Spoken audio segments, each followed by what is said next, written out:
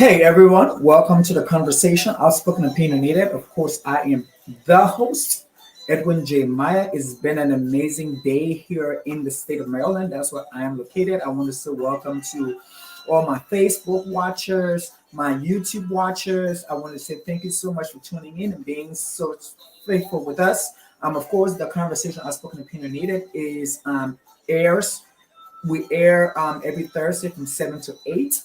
Again, if you aren't following us, we are on Facebook, The Conversation Outspoken Opinionated. We're also on YouTube, The Conversation Outspoken Opinionated. We're on Instagram, The Outspoken Opinionated Podcast. And you can find us on Spotify and Apple Podcasts, The Conversation Outspoken Opinionated. We have been, you guys know, the February is Love Month, and so we're going to be talking about love. But before we get into that, don't forget we still have the mugs. We have, I think, 5 mugs left. We have the orange, we have the black, the baby blue, and the navy blue. One of each set. And so if you guys are interested in ordering a mug, you can slide into our DM on Instagram, the Outspoken Opinionated Podcast, and we will send you the information, as well as on Facebook as well. You can send us a comment underneath this video, or you can also inbox us and what have you. But anyway, the week has been great. And I think February, of course, February is 28 days. It's a short month, but it's been great. We've been having some good times. The conversation, of course, we're winding down to the end of the season. And so, we've just been having some little technical difficulties with moving, as you can see. We actually moved out of the live studio. We're back into our original studio. And so we're going to be getting ready for the season. And so for season 5, actually, we're going to be getting ready for season 5. And so, hey, Robertine, good to see you, sis. And so, you guys just get ready. Season 5 is going to be amazing. But since we're still in season 4, we're supposed to be talking about love today. Unfortunately, my guest, Emmanuel Laurette, will not be joining us today due to some conflict with their schedule. But anyway, we're still going to be here. I have questions to ask them. And so if you have questions as well, you can send them in the chat. You can send them through the chat. You can send it whatever. But love is an interesting thing. I think the conversation when it comes to love is super, super interesting. I think we all understand that people try to let the people understand that love, I feel, is the word love. I 100% feel that it is relative. I think we all have different things in our relationships that we consider as love. And so that's why we're going to be talking about love, intimacy, and relationship. Because where there is love, there comes intimacy in a relationship. And I think in your relationship, when there is love and intimacy, whatever you define those things to be, it works for you.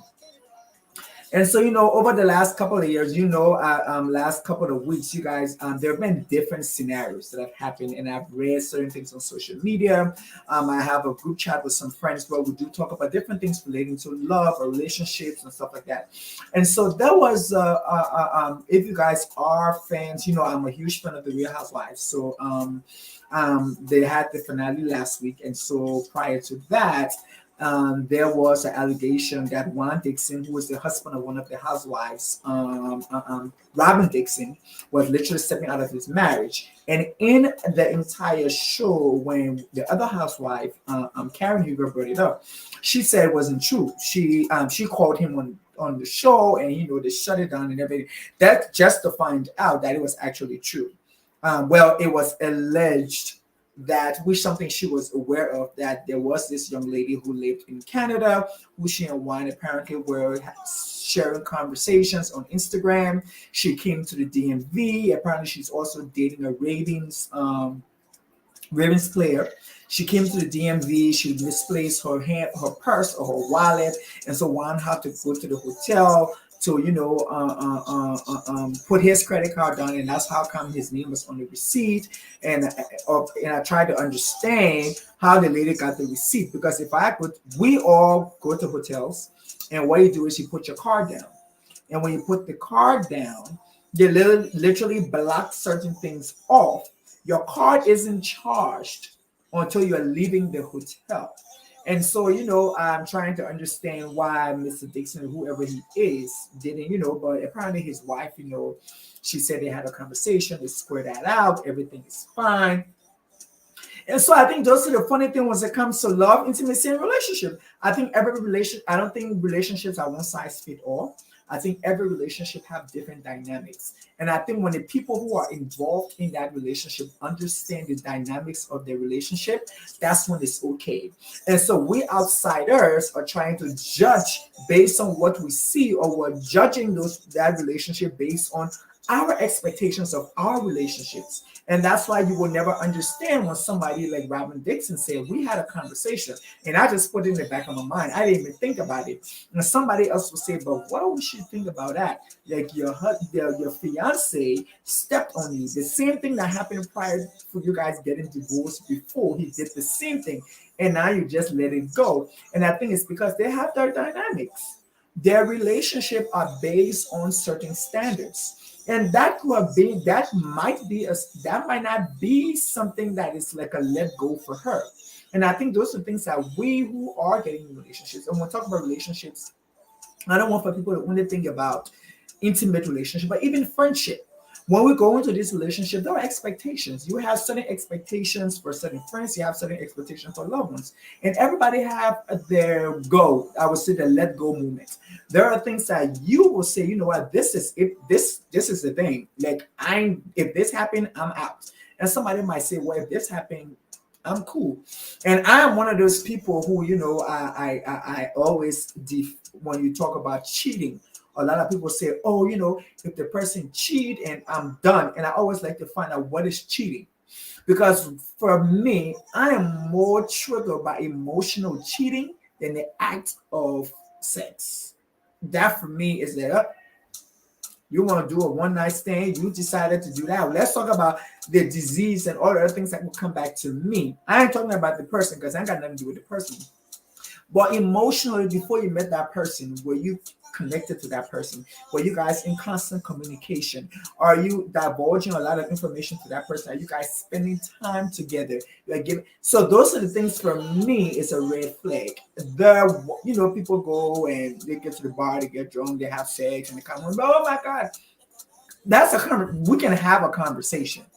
And so I think that could be the dynamics of their relationship. That could be the dynamics where, they realize that there's certain things it's not, there are certain things in their relationship that is not worth it. There are certain things in their relationship that is worth fighting for.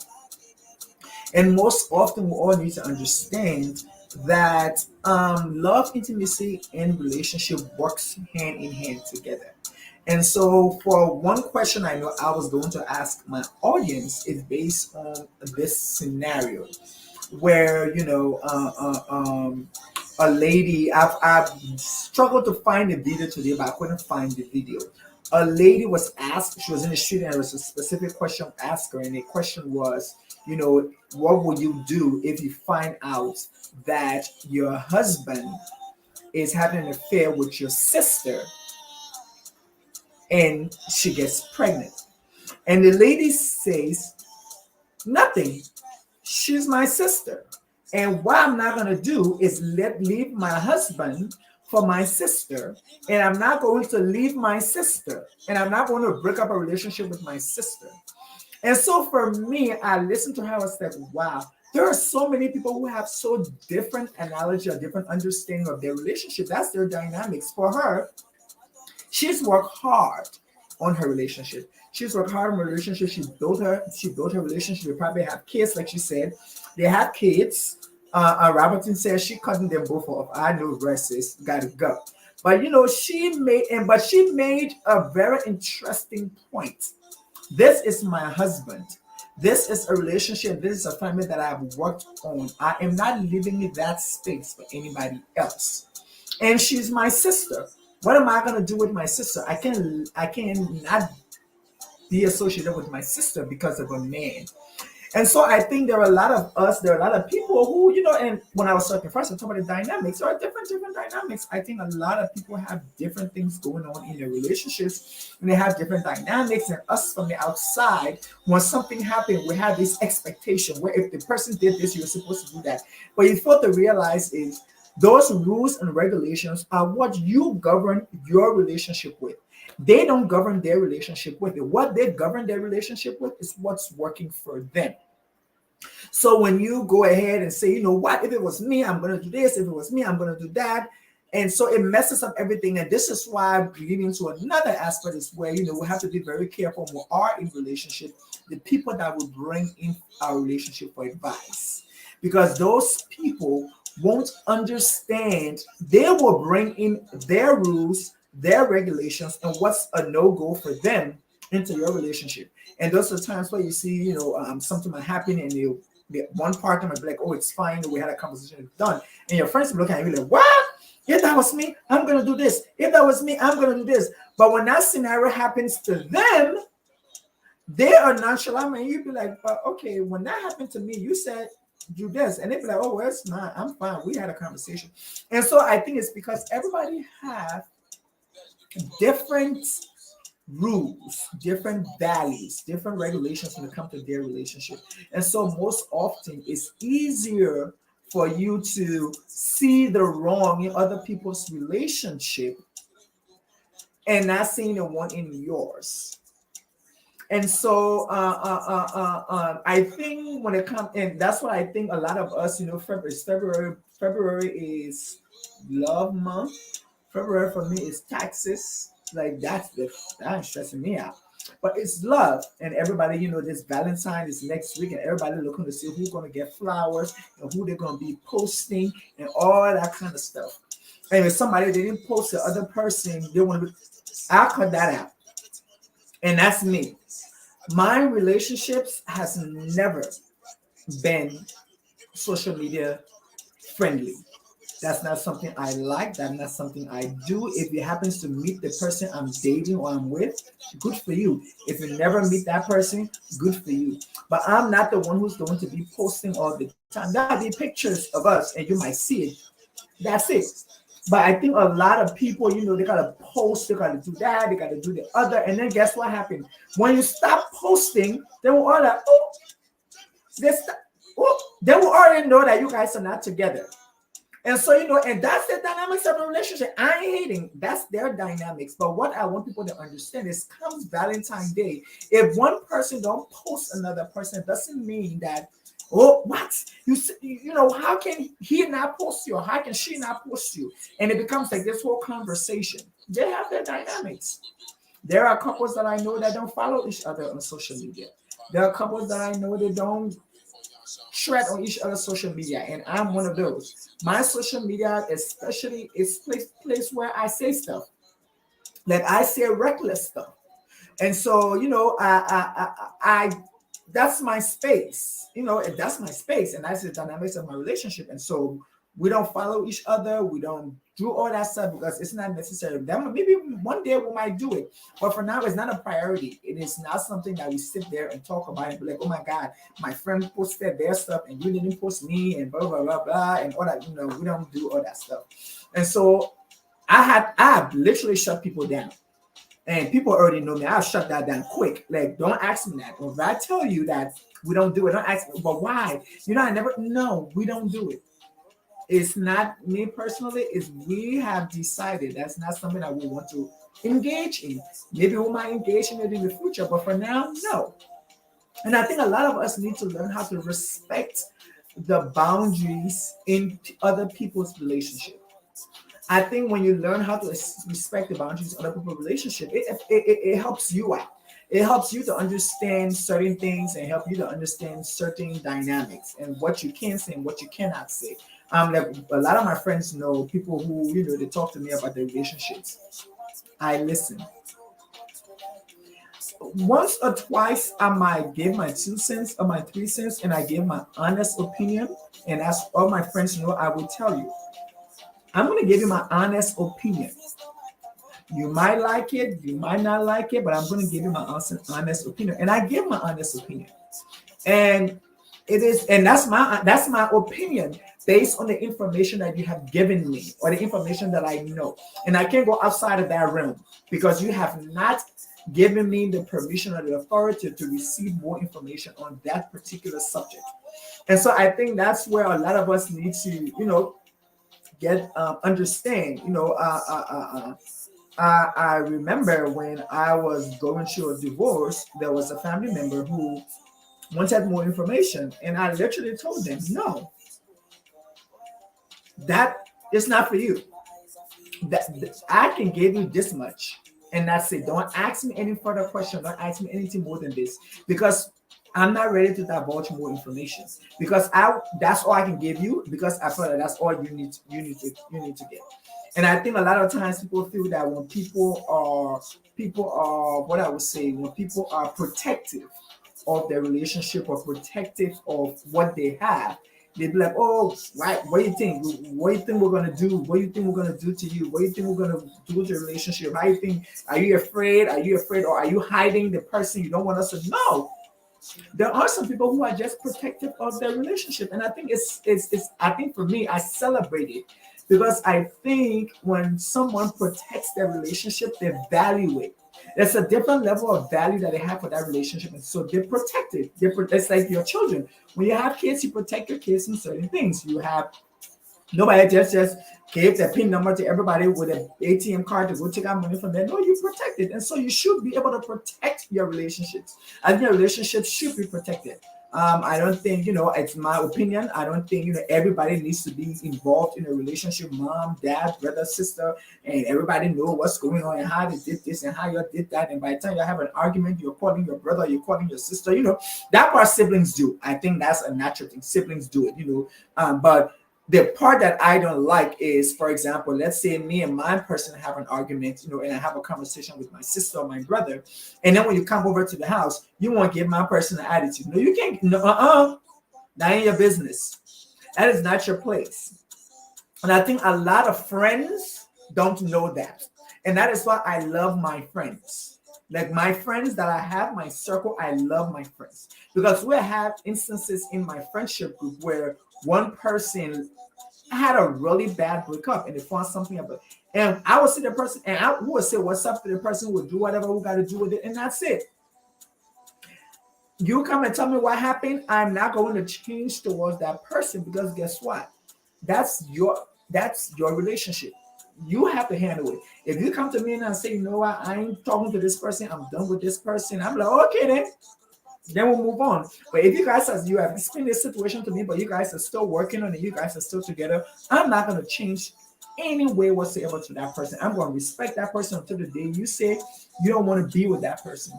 And I think that's one of the intimate part of relationships when it comes to outside, the intimate part of relationship when it comes to friendship. I think a lot of times, we our friends wants to they switch loyalty. I think they take loyalty.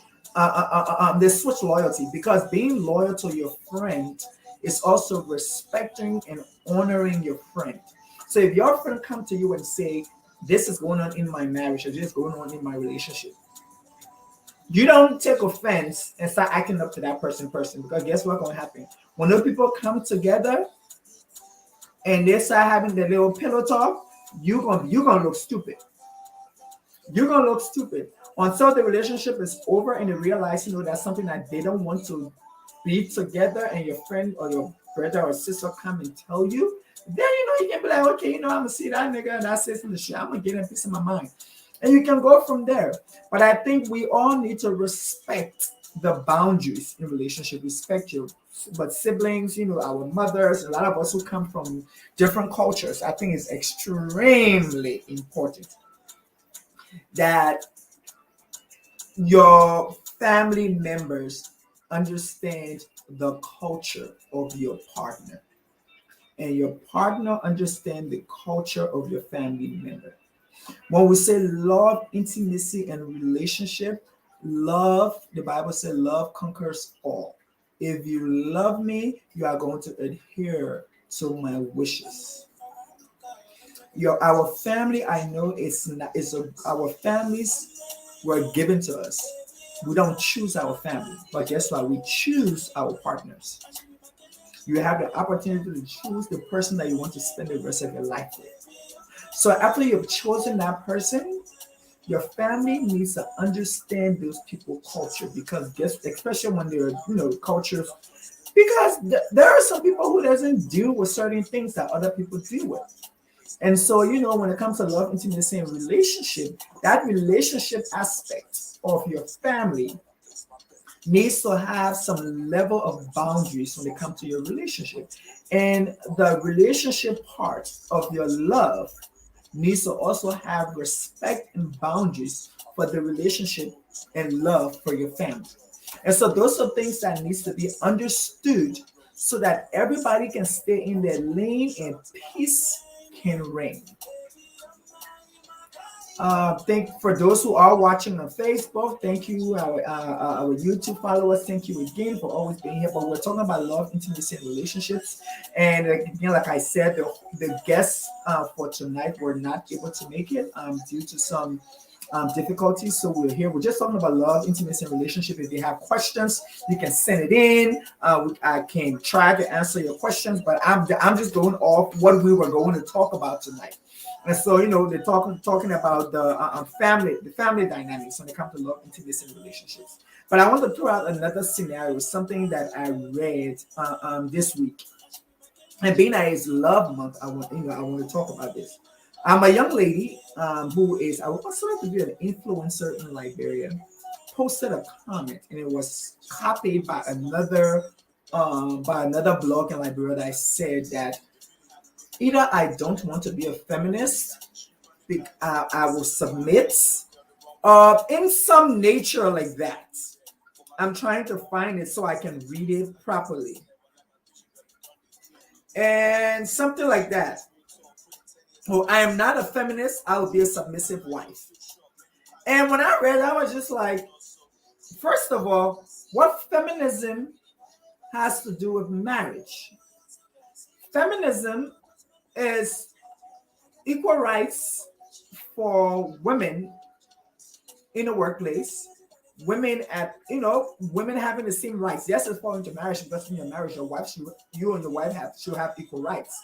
And I was like, submission is a tendency.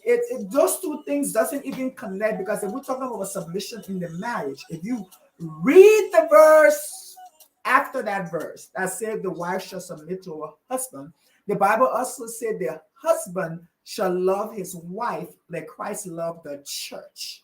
When we're talking about submission and love, if the husband doesn't love his wife like Christ loved the church, the wife is not going to be able to submit to the husband.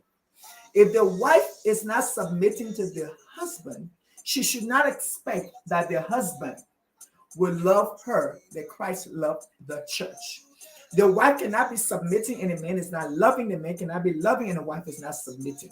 So that has nothing, that in itself do lead into feminism, because if the man is loving and the wife is submitting, then there is equality. There is equality in the marriage. Everybody's doing their part.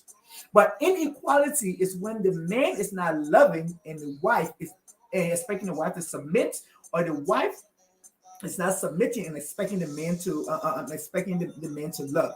So I will say maybe that is the fact when it comes to the feminism. But for her, she said she doesn't want to be a feminist because she wants to get married and be submissive. And my thing was that I am not a feminist. I will be a submissive wife. And what I wanted to say is your submission to your husband has nothing to do with your feministic ideas. If you believe that your husband is supposed to be your power, he's supposed to be dominant over you, then that is your belief. Then you believe that. Then that works for you. But you don't put something out in the atmosphere and try to make it general. You don't want to, but for me, it was just like, okay, you're not being a feminist. You want to be a submissive wife. You can be a submissive wife and be a feminist. You can be a submissive wife and not be feminist. You can be a feminist and not a submissive wife. And you can be a submissive wife and not a feminist. So you can do whatever you want to do. But why I brought that up is because I think a lot of times when it comes to relationships, I think women get to this place where they feel it's like, oh, I'm done. I've reached this age where, if I don't find somebody, then it's over. I had this lady a couple of episodes ago, Miss Keturah, who talked about, women who are okay not being married, Women who are okay don't want to have kids. And I think the relationship aspect, the love and intimacy aspect is because society have created this norm to tell a woman that if you aren't married or if you don't have kids, then you're worth nothing. And I'm just like, that don't make no sense. That don't make no sense at all. I think the moment, and that is why the moment that you realize who you are, in the moment that you love yourself, because in order for somebody to love you, you have to love yourself. Because you gotta teach them hoodlums how to love you. And that is the issue we have. A lot of us have this issue where we don't even know ourselves. We don't even love ourselves, but we're out there looking for love. Well, how you gonna find something that you don't even know when you get there if that is love? If you understand what I'm saying. Because you say I'm looking for love, but you don't even know what love is for you. So when you go out there, how you gonna know that it's love? You have people who say, like somebody posted the other day, when you go to the restaurant, why should the woman pay? The man is always supposed to pay. Huh? Why? But if that's the dynamics in your relationship, that you believe that in your relationship, in your heterosexual relationship, the man's supposed to always pay for you, bam, work for you. But what? But then I turn it down to a homosexual relationship when two women go out. Who should pay? When two men go out, who should pay? What about the throuple, the people who are in where is like three people in a relationship? So who pays? So I think as long as that dynamics work in your relationship, go for it. But don't try to impose your requirements and your rules and your policy on other people. Because there are women that I know that when they go out, nuh-uh, like the first couple of dates, no, you pay for yourself, I pay for myself, because they ain't want nothing to leave on them. And there are guys who will tell you, oh, we're going out, the guy, he will pay for his meal.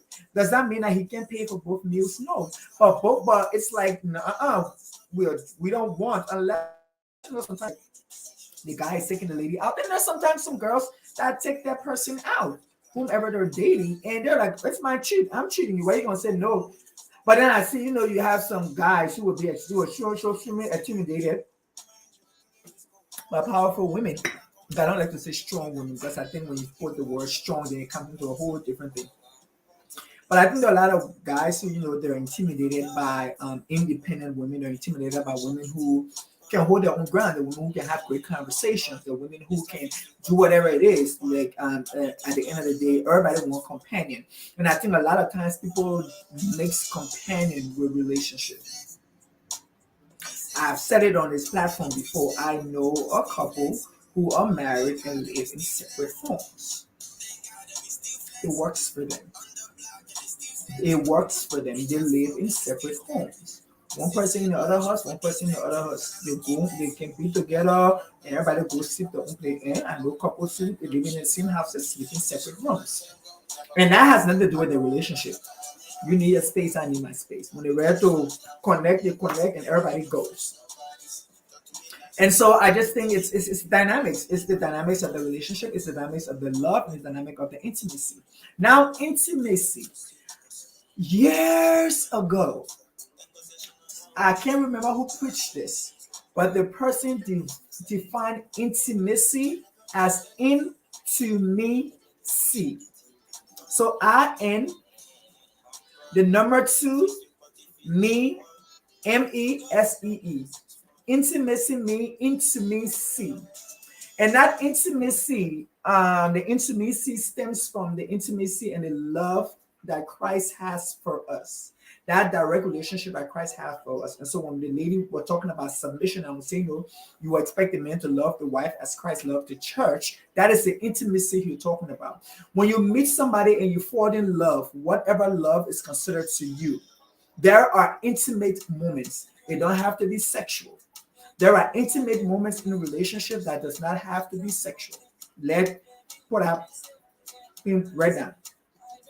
Some people like to hold hands. Some people love language are acts of service. You go ahead and you buy they give gifts, or you take their car and wash it. Some people are words of affirmation. You're great. You're this. Those are the things that people are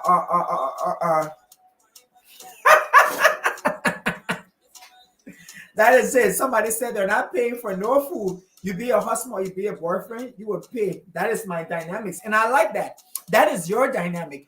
Your thing is like if you guys together, you're gonna go. But what happens if you meet somebody who said, no, I like 50-50. I like 50-50. If we go out, I'll pay 50, you pay 50. What will you do? And I think sometimes, but if that is your dynamic and that is a deal breaker, okay, carry and go. And I think that's where I think for me, I think I don't know, but I feel as if when you get to a certain age, carry and go is not a problem. I think when you're like 35, like carry and go, it's not a problem. It's like if this doesn't work for you, carry and go. And I know and that's always been my motto. But way before I was 35, I was the kind of person, I'm straightforward. I tell you exactly what it is, how it's going to be. If this doesn't work for you, this doesn't work for you.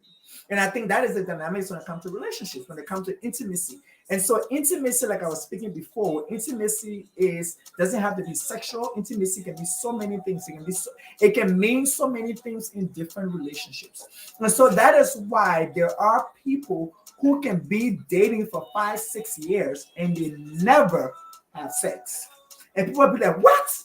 Are they okay? What's wrong with them? What's wrong with that? It's because they have literally conditioned themselves to understand that, you know what, that part of our relationship, we want to keep it for the appropriate time. And I don't want to be religious. It has to do with, I know people who aren't religious. I know people who aren't spiritual. And they did abstinence before they got married. And they were dating for, I think, what?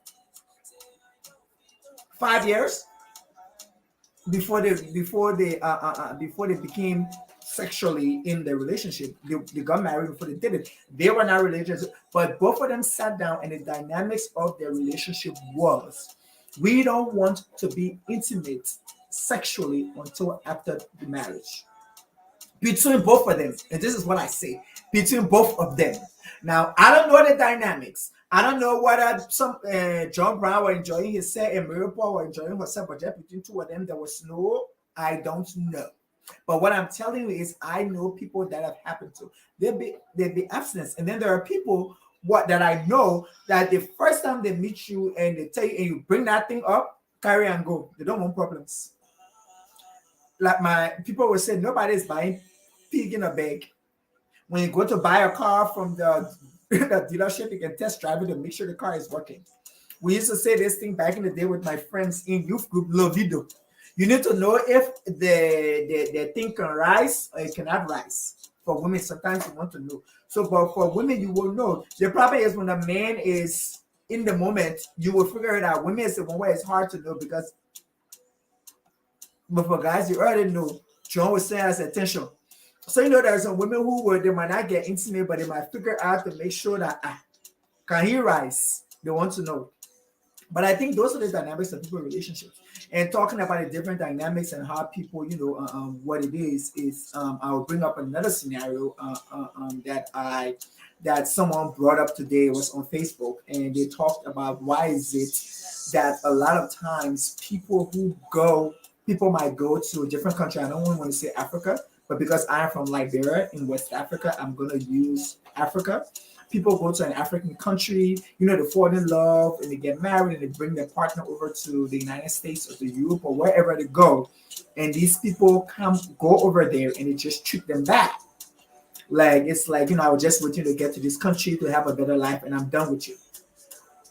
And my standpoint, and this was my opinion to this person's post, I said, you know, like I said earlier, every relationship has different dynamics. And what people fail to realize is, and I'll put out for Liberia. When you're in a long distance relationship, let's say the person lives in Liberia, you live here in America. Every time you guys meet, it's vacation. It's easier for the person in America to go to Liberia for vacation or go to Nigeria or Ghana. When they go there, they're going on vacation. That person who is going to the country to visit their loved one, they're going there for vacation. The person who lives there, it's going to be on their best behavior. Let's just be honest. That person is going to be on their best behavior, and they are going to make sure that those two 2 weeks to a month is the best you've ever had. You do that for 5 years, and then you get married, and the person comes over, and then you guys start having issue. You guys are having issue. Number one is because you guys don't know each other. Every time you guys have connected face to face, face value has been vacation. Everybody been on the best behavior. You guys might probably have had little arguments here and there, little fights here and there. But if you're on vacation, I don't want my boo to be feeling bad. If you come over to hang out with me and I'm like we're having arguments and stuff like that, we're gonna fix it. And we're gonna fix it, and it's gonna be great. And so, but when you guys come and you guys start living together, then the intimacy gets involved. So you see the intimacy gets involved. And that is when you start to see the person for who they really are. You got to see that the person, a lot of my sisters I know, you guys are so anal about certain things. The person can drop their socks around, they don't care, they just leave the stuff all over the place. And you've been living your life, and especially for us who have been married before, and then we've divorced and we've been single for like a couple of years, and then we get a new relationship, and then we get married. Man, we crazy. We are crazy as hell. Because guess what? We don't live with somebody, then we don't live by ourselves. Now we're living with another person. Oh, we crazy. I ain't gonna lie to you. And if anybody who's watching this and you've experienced this, you can comment, you can send us a message. Let's really talk about this. A lot of us, I believe that we are so anal about certain things because we realize that there are certain things in our past relationship. They can happen to anybody, even people who are in long relationship or whatever relationship. It's natural. You take baggage into these relationships. And so this person come from outside of the country, the person come with you, you guys are together, and you guys start there's issues. There are issues because you don't know each other. You guys have always been on a honeymoon phase. You are on a honeymoon phase before you got married and went on a honeymoon. You've always been on a honeymoon phase because every time you guys met, you guys were on vacation. You were having a good time. It was lovey-dovey. Now that you guys have started to live together, the intimacy kicks in. The intimacy kicks in because now you're seeing the person for who they are. You're seeing certain things that you don't like. You're like, when I went to Liberia, the apartment was always clean. The room was always organized. Things are always to the right place. But then the person they can throw the stuff all over the place. They leave dishes in the sink, and all of you really confused because when you were coming, the person cleaned up. They clean up. You tell them, I'm a place nasty and thing when you're now, they clean up, organize the place, put the things where it's supposed to be. I'm not saying that's for everybody. I'm just getting different scenarios. And so sometimes when I come over, you guys are having issues. And those little issues, those I don't like this, I don't like that, I don't like the other, I don't like this. Those are what can explode into bigger things. They said the main things that break up relationships are finances and sex. Finances are the number one thing that ruined relationships. Number one thing. And so you guys come over, one person is working, the other person who has been used to working and taking care of themselves, now they can't take care of themselves. They have to ask you for money. You thinking about paying all the bills because first one was in the house, your light bill was a certain rate. Now your light bill is going up because guess what? The person is staying at home all the time, so they're watching TV, the lights are on, the water, there are more people taking shower now. All these things are just, it's a whole different dynamics that you guys start arguing. Someone said a conscious shift at all levels has to happen when you leave single life in order to happily and successfully build a life for two people in a relationship. I totally agree with you, Veronica. You have to change. Because guess what happens? I have always said this, and I think I learned this through therapy.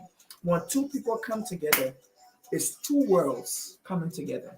Your culture, everything you've learned your entire life, your family coming together, you bringing finances together, you bringing debt together. If somebody have kids, you're bringing kids with all their drama, your baby mama, your baby papa drama, they're all coming together. And you have to be conscious of that shift. Because if you're unconscious about the shift, That's when all kinds of yama yama can happen.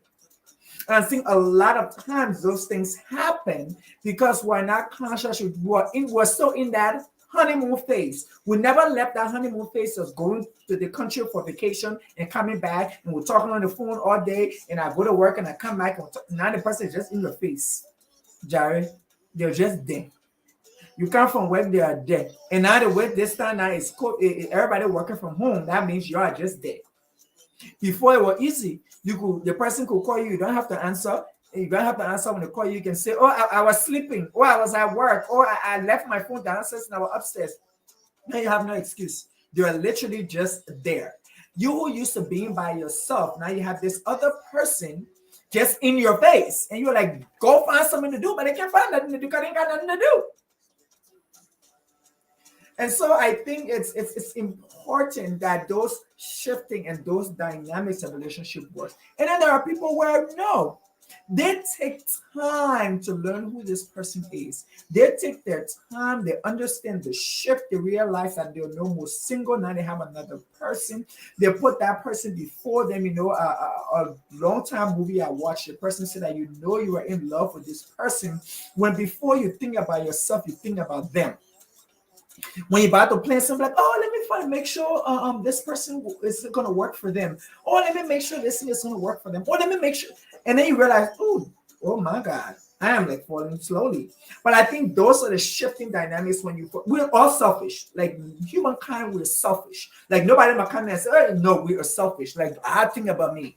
Like you think about you before you think about once you get to that place where you realize that now you are starting to incorporate this person. If the person have kids, you're incorporating the kids, you're incorporating a lot of us. Like I said, I love to talk about myself. I say, got divorced, I have a son. So when I get into a relationship, I come with the baggage. And my baggage got mouth. I want to tell you, my baggage came.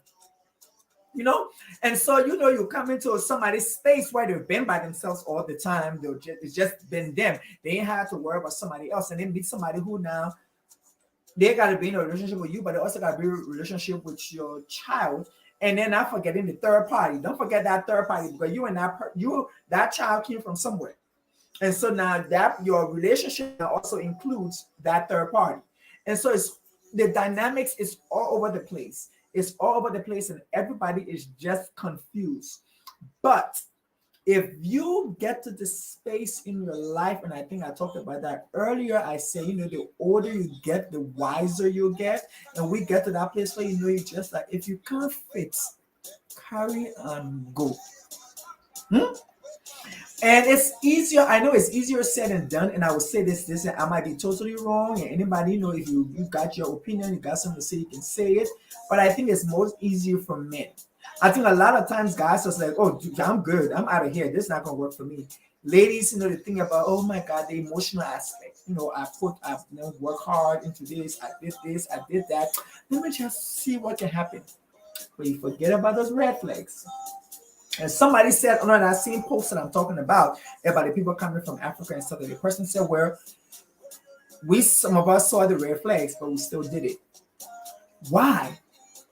And I really want to understand that. It happened to me before. I've seen red flags, and I've just said, oh, it's okay, the person will change. And you realize that person is never going to change. But why do we see red flags, but we still ignore them? We so ignore them. I agree, Veronica. Starting over feels like a lot sometimes too. It do feel a lot sometimes, but I would tell you, sis, your happiness and your peace of mind is better than anything else. And when we're talking about starting over, there are some of us who will start way over. You're talking about having everything and losing everything and starting life all over. But being that some of our been through war, starting over was just like I was like speaking bad like we're in English now.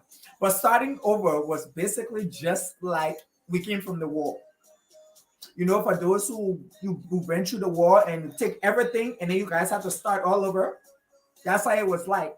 So I think the dynamic, I remember talking to my therapist, and one of those things was some of the things that was brought up in my therapy session. I was like, so how are you coping? You have to start life all over. How is it working? I just said, oh, it's fine. Just did this, did that. She's like, you okay? I said, I'm fine. She said, and then she's like, but I mean, you're starting all over, like you starting your life. I said, yes. I said, I've done it multiple times. And she's like, what? I was like, no, not like that.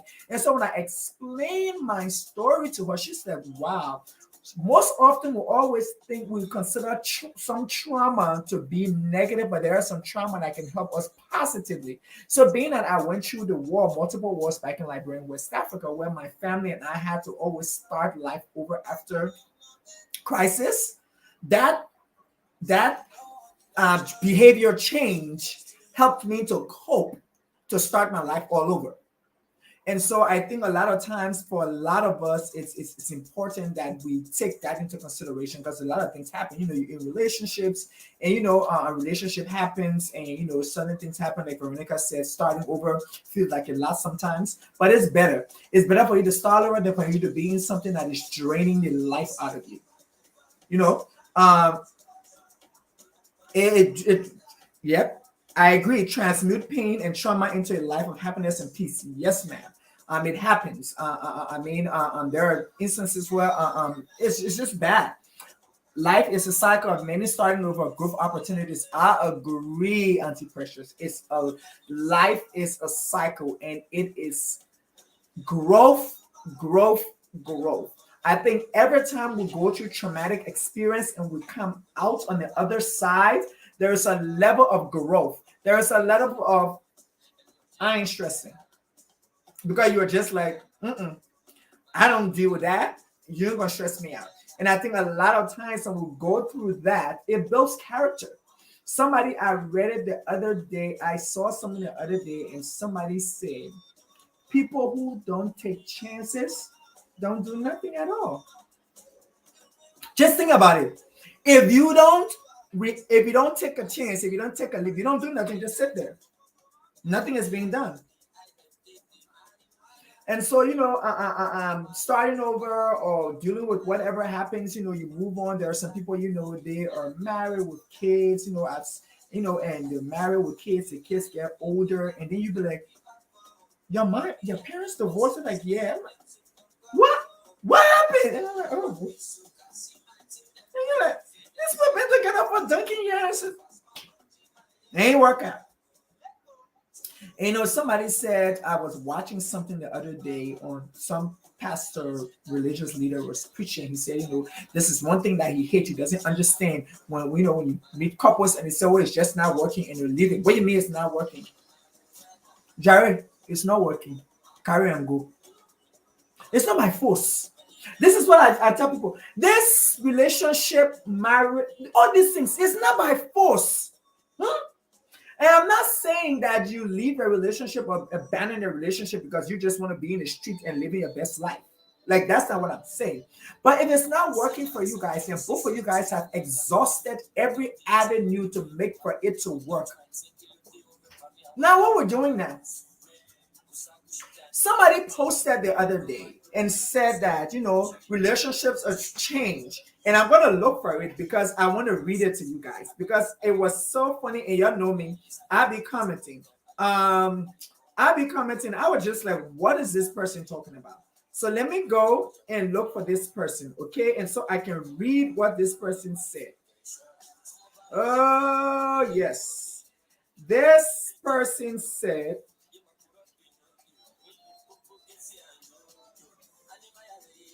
I can't find it.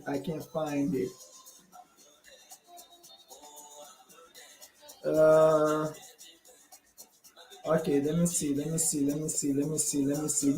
it was serious, and they were talking about intimacy in relationships, and oh man, I can't find it. I don't know where it is. I can't find it. The person, did it delete it? Okay, there it is. Without physical and sexual attraction, it's almost impossible these days to have a passionate love and or a healthy relationship or marriage. I was confused. It's not by force, Auntie Precious, but I will confuse. So let me read this again. Without physical and sexual attraction, it's almost impossible these days to have a passionate love or a healthy relationship or marriage. I was like, if we're in something, there's no physical and sexual attraction. What are we doing? And so I said, but if there's no physical or sexual attraction, then what are we doing?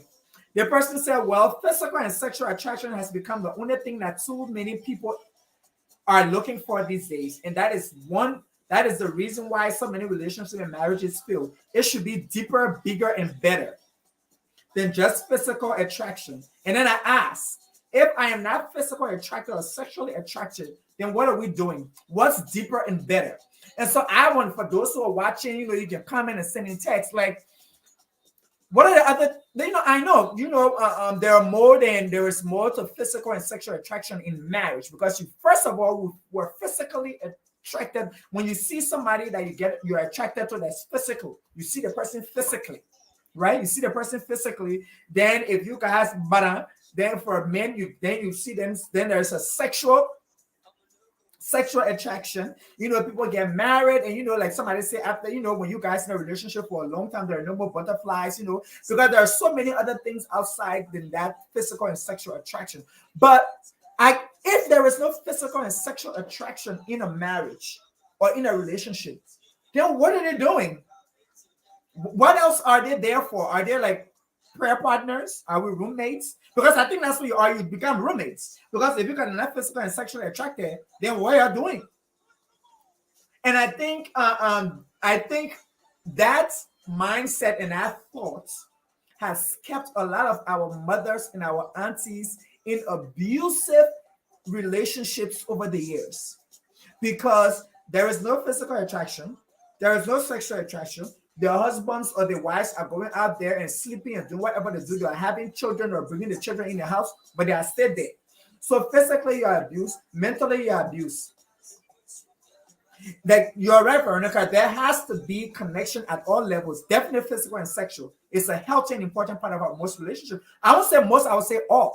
Apart from, my relationship also go with your friendship, your parents, your mother, your sisters, or different kind of relationship. But if we're in a intimate relationship, we're in what I would say, whatever that, that erotic relationship, lack for a better word, and you say there ain't no sexual, no physical attraction, okay, what are we doing?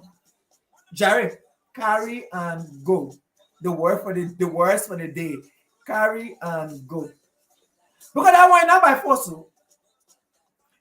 Can you imagine you are in something where you have no physical attraction, you have no sexual attraction, you're just there. You're just there. Because now when you guys are roommates, you're prayer partners, you guys are taking care of the children. And that's what happens, because you see a lot of these relationships where they last for so long. I might be totally wrong. They last for so long. They have all these grown kids. The kids leave the house. Then they say the parents divorce and say, it's because there was the physical attraction, bam. They're not working on that part. They're not working on the sex, bam. The husband doing their own thing, the wife doing their own thing. The only thing that's keeping them together is the children. So when the children leave, we are roommates, but what's the point? Somebody initiates the separation, and another person go and find their love somewhere. That's why I don't believe that there is one person for one person. Talking about relationship love, I don't believe that God created me for one person. No, God created me and he created other people. When I meet somebody that I'm physically attracted to and become sexually attracted to them, I need to cultivate that relationship to that person. We cultivate our relationship, we build our relationship, and we love each other. And after, when we love each other, we start to create that thing, we realize that, wow, we are compatible, we are for each other. We love to be with each other. We appreciate each other's company. So if I die, that person might not go find somebody else. So when the person finds somebody else now, then what happened? Then you will say, oh, you're not supposed to be with that person, because the person where you're supposed to be, what work with you for, and the person is dead. I don't, so for me, I personally don't believe that there was one person created for one person. I believe that people cultivate relationships, people cultivate intimate spaces, they meet with other people, they gel, they make it, and life happens. And, at the end of the day, 10, 15, 16 years, ago, they realize that they are not supposed to be together. The person move on. That's why the person can go and fall in love with somebody else. If that person really for that person, then that love tank is empty. They're not supposed to go and find somebody else. But guess what happened? People go and cultivate other relationships. And so, I think that's a thing. That's a thing. Yeah, it's a love to sing love songs. So how can I sing love songs? So man, I know.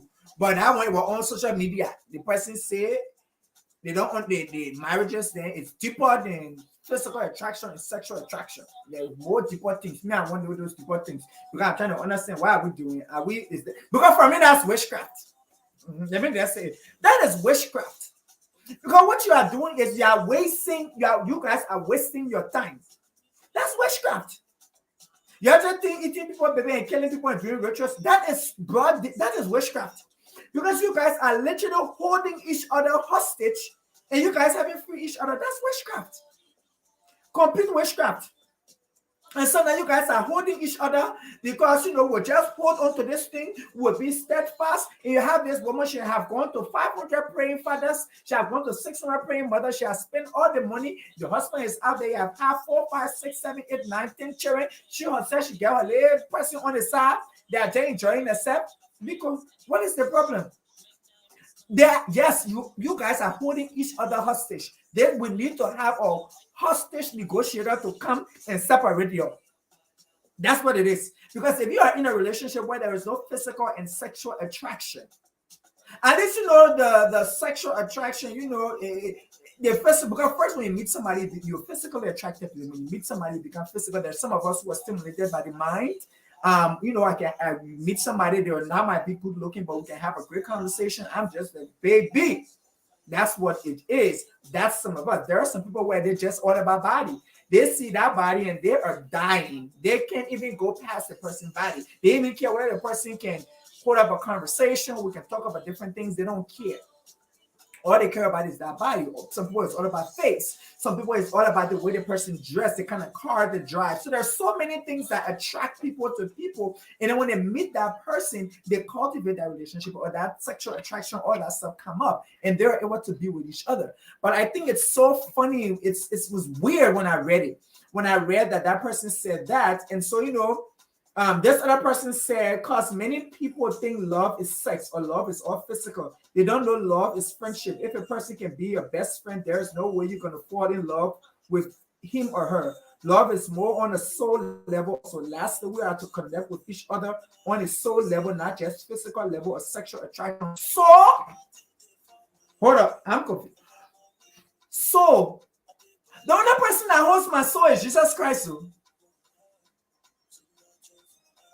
The only person that holds my soul is Jesus Christ. These things are witchcraft. So you are telling me that you guys are so tied that somebody holds your soul. You should be connected solely. That is witchcraft. That is black magic. That is those blood covenants nonsense that you guys are talking. Somebody, y'all help me. Y'all help me.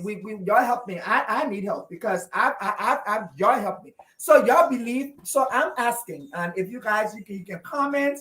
So these soul ties. So this person is saying basically that relationship. Yep, they say many people believe that love is sex, which I don't think love is sex. People can have sex without being in love. That's how people see prostitutes. They don't have love for the person. Or love is all physical. Love is physical. Well, love is an action word, and people there are different kinds. People exemplify or define love in different ways. They don't know that love is friendship. Yeah, love is friendship. Yeah, you guys are friends. If a person can be your best friend, there is no way you're going to fall in love with him or her. Of course, your partner should always be your best friend, but you still have other friends. You still have other people that you call best friends. So we're going to say that. But is that soul thing connect souls? Like no, no. Jesus Christ is the only person that that will. First of all, that soul thing is spiritual. That soul thing is my intimate communion with my higher power, which is Jesus Christ. And so that's why they say when you die, the soul leaves the spirit, or the soul leaves the body, and it goes to rest. So if you were telling me that me and this person is tied soul to soul, when I die, because so now this person cannot even remarry. Your person cannot go and find somebody else, but guess what? Our souls are tied together. So now that soul that's supposed to go rest, now my soul is here on F running behind them. Because now my side I tired. This is a lot. But it's been great, and I hope you guys had a good time. For those who are watching on Facebook, those who are watching on YouTube, I said thank you so much for being here with us. Like I said, this was love, intimacy, and relationships.